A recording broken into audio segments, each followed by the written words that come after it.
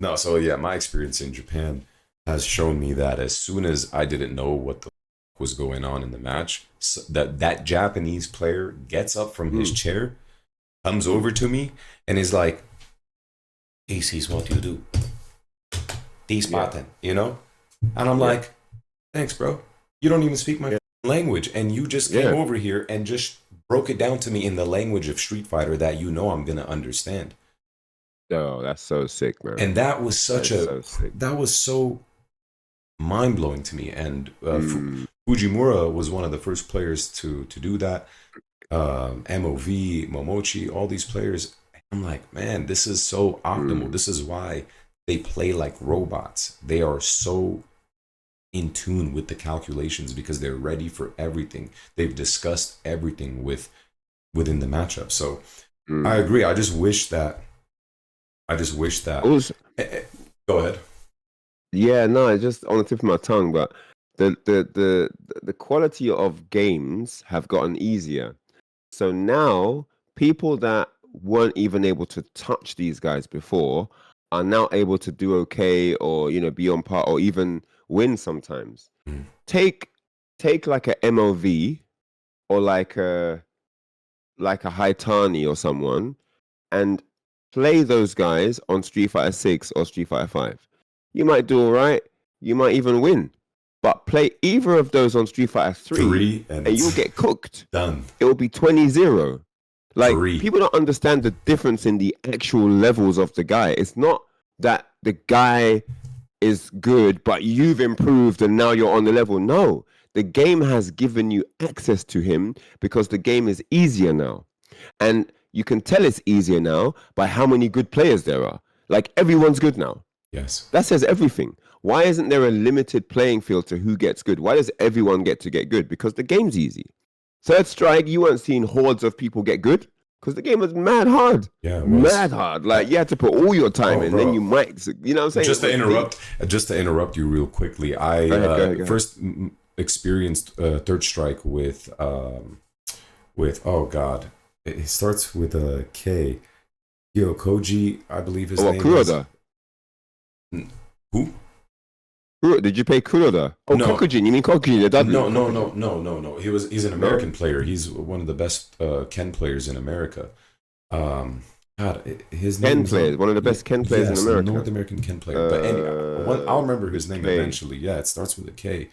Kyokuji, I believe his name was. It was one of the first ones that I had played, Okay, and okay. he destroyed me 100-0, 100-0. Yeah. And Game is serious. I'm like, oh, I'm a Ken player. I know how to fight Ken.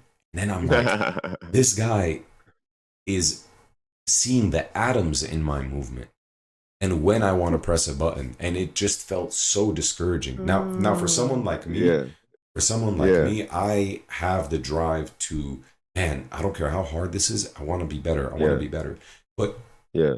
but for a lot of players, if you get smoked 100-0, that is and in the fashion that I got smoked, it Mm, destroys your belief in I could be a pro one day. It just mm, demolishes it. And a great example of mm. that is Justin Wong as well. He's every time I've played him, it's always been a very Yeah, very uncomfortable experience. I'll tell you that. But continue, keep going. yeah. So what I'm Great saying what is you're there's one saying. consistent, yeah? When you see certain games come out, there'll be a consistent. Yeah, like, so a Street Fighter game comes out, Daigo always top level. Any Street Fighter game. You know what I'm saying? Yeah, Like Tokido, always top level. There's consistencies with the people that have that kind of longevity, yeah. But there's some inconsistencies. Like you'll see Street Fighter 4, a guy will be top tier. Street Fighter 5 comes out, the guy's nowhere to be found. yeah. Street Fighter 4 comes out, guy's not good. Street Fighter 5 comes out, Guy's guy's really top good. tier. Yeah. Yeah, what's going on? What if you as a player, if you excel as a player, that should come through anyway. Whether you're playing King of Fighters, Street Fighter, and I know that certain systems appeal to different styles of player. I get that. That's cool. But yeah, you can always tell the games that cater more to accommodating more numbers or games that are really challenging in a way where there's an elite few. Street Fighter 4 was harder than 5, but it wasn't as hard as 3. Correct. And even though technically it was more like, even though technically it offered more, it wasn't as skill based as 3. 3 had minimal room. See, what happens with a lot of bare bones games is you take away room for error. It's like there's times on Street Fighter 4 where I didn't really know what he was going to do. So I did wake up, focus, backdash, and I got out of about 20 different options. Right. Because I backdash really quickly, he couldn't throw me. You know, he did a low, it parries that. He does a mid, it parries that. He does an overhead, it backdashes out of the second hit. The backdash has got invo. Mad escapes. Just doing one move. 2 buttons backdash. I escaped about 20 different options. What's he meant to do? Right. Couldn't jump in on me. Couldn't fireball me. Like, it's nonsense.